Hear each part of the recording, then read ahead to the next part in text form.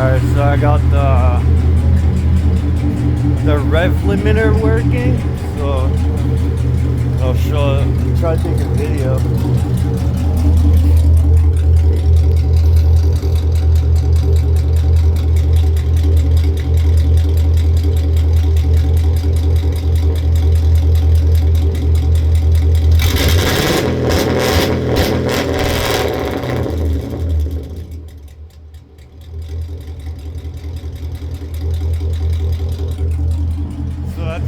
Rev limiter it's only at like 2,000, like 2,500.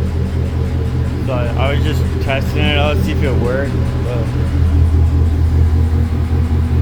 I guess that's what it sounds like.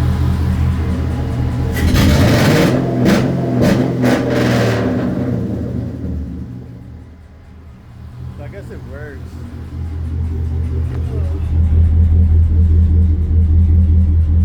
So it stops like right there.